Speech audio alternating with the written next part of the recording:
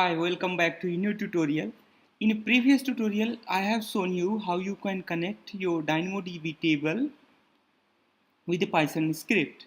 So in this Python script, I have connected that DynamoDB table sent YouTube underscore sent underscore stats. YouTube sent stats table has been connected with this Python script. So we have successfully updated our sent stats. Now this is time to read that sent table. So that means what we are going to do now, we are going to populate this event here. Sorry, now this time we are going to populate this what would you say, this table. So for that we have to write a function. Let's write a function named as initialization. Okay, for the initialization, then it must initialize, these tables. So for that, PyQt slot, and then a function, let's say init underscore load. So init at load, you can say. It will take only a single parameter, that is self, and then self dot total available emails dot set text. So here you know what we are going to do. We are going to, first of all, that we are going to read our database table. So the database table is this one, YouTube underscore database table. So for that we have to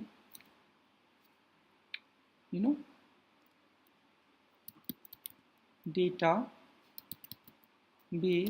table, okay, is equal to DynamoDB dot table,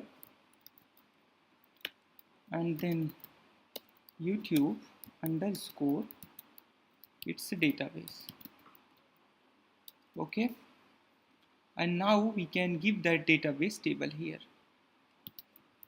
So str, let's get the total item into the database. So the database table dot item underscore count. So this database table dot item underscore count will get the total number of items into a database. Okay, so let's save it, and then we have to call this load function here, initialization function from here. So let's call that initialization function here. Okay, so self, it's init load, and then pass a self here. Just save it and cancel it and run it once again. Then you will see here a magic.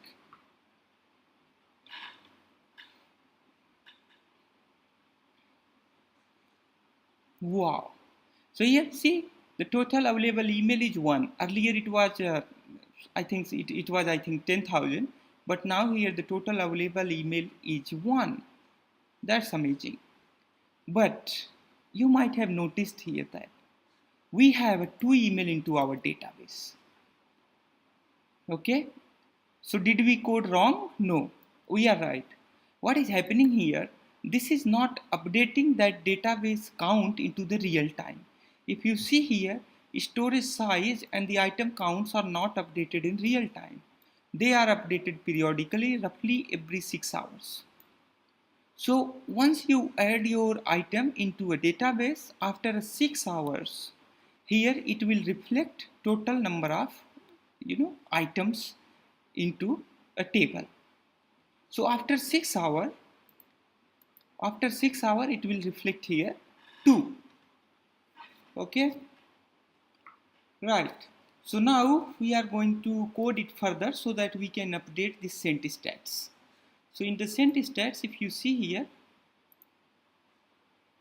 there are three email addresses were sent. Okay, the three sent, and it will be updated there, right? So let's send one more. Suppose that just one more. Let's make another alok@gmail.com and send it. Let's see what will happen. It has successfully sent almost. Okay, an email has been sent to alok@gmail, and let's see whether it was bounced or delivered. So it has not processed yet. Yes. Oh my God, this is also bounced. Okay, so that email was also bounced. And for testing purpose, let's do something. Some other emails which may not bounce. Um, let's say alok.misra right here. Alok.misra and send it. And let's see if it bounced. I hope it will not bounce.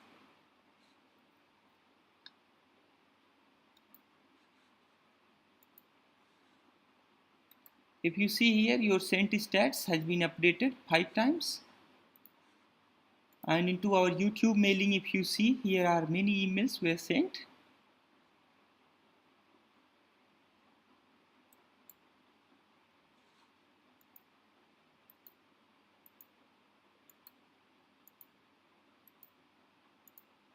Just wait for a few seconds. Okay, it will, once it will classify, it will update this table automatically. Yes, now this time this email has been delivered to the alokmisra@gmail.com. I am sorry, I do not know who is this alok.misra. I have just made, here a prediction.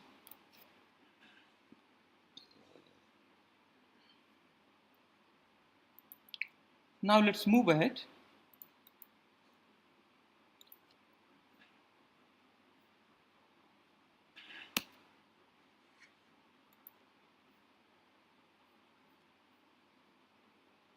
So I think I should stop this tutorial here, and I'll continue this coding into next tutorial. So thank you so much for watching this video, and please do not forget to subscribe this channel. Bye bye, have a nice day.